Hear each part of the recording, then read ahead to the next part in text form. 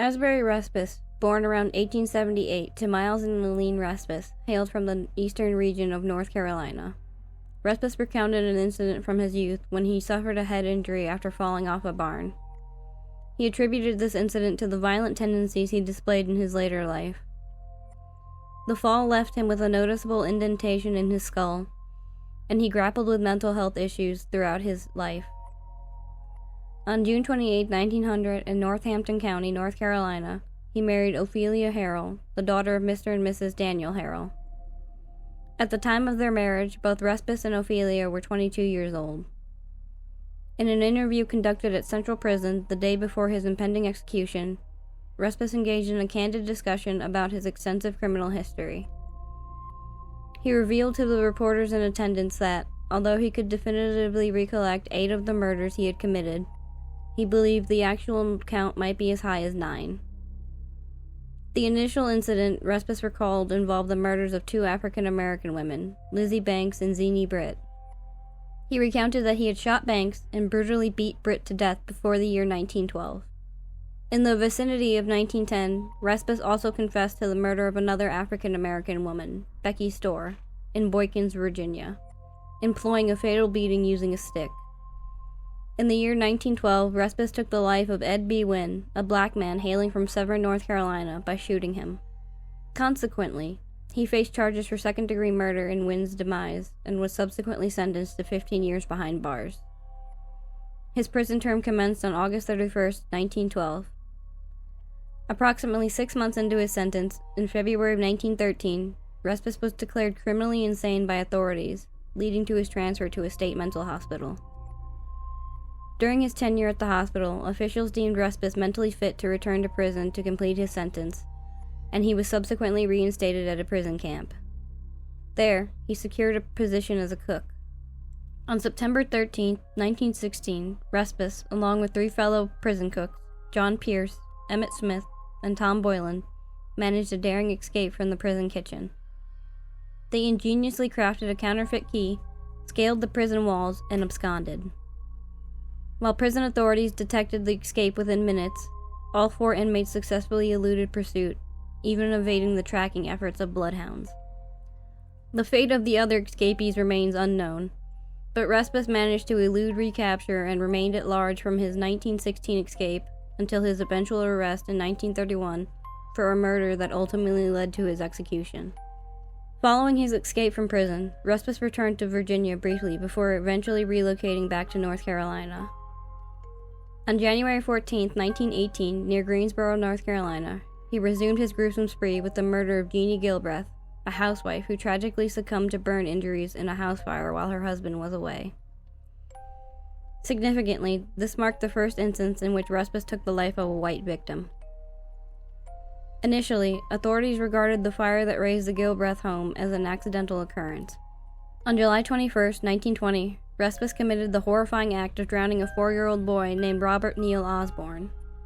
His death, too, was initially perceived as an accident, with his death certificate attributing the cause as accidental. However, shortly before his execution, Respus confessed to the heinous act, revealing that he had thrown Osborne into a stream and forcibly submerged him with his feet, stating, "I held it there with both my feet."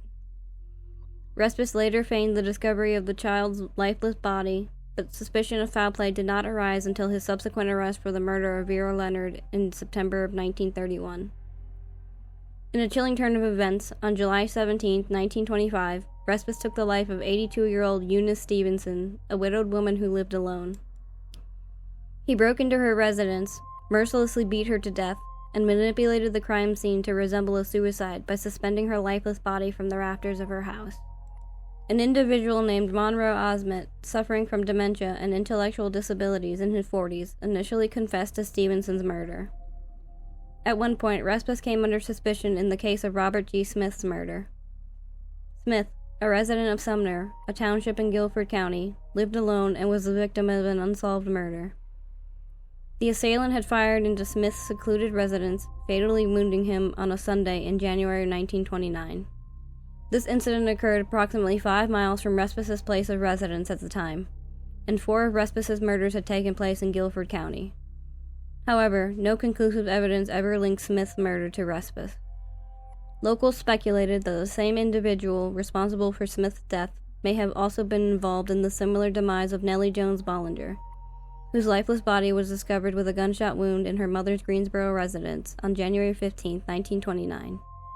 On the morning of September 30th, 1931, at approximately 8 a.m., 9-year-old Vera Leonard was on her way to catch her school bus when she encountered Asbury Respus. He intercepted her just moments before the bus arrived. Initially, authorities suspected that Respus' intentions were sexually motivated. However, Respus later disavowed any such motive, claiming instead that he had become intoxicated with a mixture of alcohol and drugs, which had sent him into a violent frenzy. Tragically, Respus proceeded to beat Vera Leonard to death. After committing this heinous act, he wrapped her lifeless body in a blanket and set her family's house ablaze. At the time of the fire, neither Vera's parents, Mr. and Mrs. Thomas Leonard, nor her 4-year-old brother were at home. Approximately 10 minutes following the murder, passersby noticed smoke emanating from the Leonard residence and approached the scene to discover the house engulfed in flames. They attempted to salvage belongings from the burning structure and soon encountered pools of blood. Shortly thereafter, Vera's father, Thomas Leonard, arrived at the scene. Once the authorities extinguished the fire, a search of the house revealed Vera Leonard's lifeless body concealed beneath a bed, her skull brutally crushed. Respus's connections to the murder quickly emerged when he repeatedly lingered near the crime scene, arousing suspicion among onlookers. He was apprehended and taken into custody later the same day, September 30th. Subsequent investigation of his residence uncovered blood-stained overalls and shoes that matched the footprints discovered at the crime scene. During the time of the murder, Respus went by the alias Will Moore and worked as a farmhand in a field adjacent to the Leonard household. After extensive questioning, authorities confined Respus to a padded cell. He vehemently denied any involvement in the crime until confronted with the discovery of the blood-stained overalls in his home. At that point, Respus confessed to beating Vera Leonard to death with a stick, citing excessive alcohol consumption the previous day and claiming that he believed the devil must have gotten hold of me. Fearing a potential lynch mob composed of around 1,000 vigilantes that had gathered on the Guilford County Courthouse lawn, authorities acted swiftly. Early in the morning of October 2nd, they transferred Respus to the Central Prison in Raleigh to protect him from mob violence. On Monday, October 26, 1931, Respus faced arraignment and charges for murder, criminal assault, and arson, all three of which would carry the death penalty in North Carolina at the time. Respus was represented by 2 court-appointed attorneys who primarily focused their defense strategy on questioning his mental state at the time of the heinous crime. Before the trial commenced, psychiatric experts meticulously assessed Respus's mental condition. Recognizing the persistent threat of mob violence, even with the trial looming, state authorities took the precaution of deploying National Guardsmen to safeguard the courthouse premises. There were grave concerns of potential lynch mob activity should the trial court not impose the death penalty. For his safety, Respus was discreetly held in an undisclosed location during the period between his arraignment and the start of his trial. The trial of Asbury Respus was scheduled for October 28, 1931. Although he was charged with 3 offenses carrying the death penalty, the prosecutor chose to focus solely on the murder charge related to Vera Leonard. Throughout the trial, an approximate contingent of 60 National Guardsmen maintained vigilance outside the courthouse premises. Notably, Respus's jury consisted of residents from Forsyth County, North Carolina, rather than Guilford County, where the murder had occurred. 2 of Respus's co-workers testified against his insanity defense, attesting that they had never observed any signs of mental instability or unusual behavior during the decade they had known him. Additionally, a mental health expert who had evaluated Respus's mental state on 4 occasions since his arrest opined that Respus was indeed mentally sound. The trial lasted a single day, and the jury deliberated for less than an hour before returning a guilty verdict for murder. Judge Thomas J. Shaw subsequently sentenced Respus to death by electrocution, setting the execution date for January 8, 1932.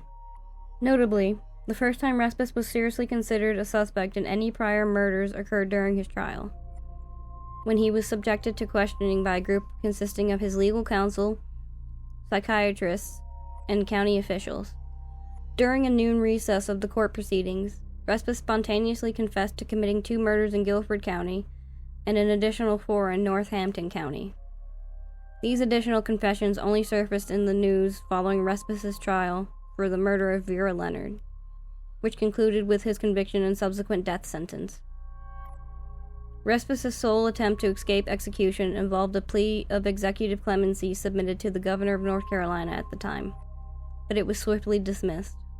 On January 6, just 2 days before the scheduled execution, one of Respus's defense attorneys on death row publicly declared that he would not seek a psychiatric evaluation of Respus's mental state. This decision effectively cleared the way for Respus's execution to proceed without any further legal impediments. Remarkably, Respus expressed contentment with his impending fate. As guards delivered his final meal, a modest offering of sardines and crackers, he uttered, "If Governor Gardner were to release me today, I would still prefer to face the electric chair." He further conveyed, "I would rather be deceased and find peace in heaven than endure the torment of life on earth." On January 8, 1932, at precisely 10:30 a.m., Respus met his fate in the electric chair at Central Prison in Raleigh. Among the witnesses present were Guilford County Deputy Sheriff Murray Benbow and S.C. Deskins, the school principal of Vera Leonard at the time of her tragic murder. Following the execution, no one came forward to claim his lifeless body, and it remained unclaimed in a local morgue. Thanks for watching. If you enjoyed this video, please consider subscribing by clicking the red subscribe button below. And don't forget to ring that notification bell so you never miss an update. Your support means the world to us. Please give this video a thumbs up if you liked it. Thanks again for watching, and we'll see you in the next video.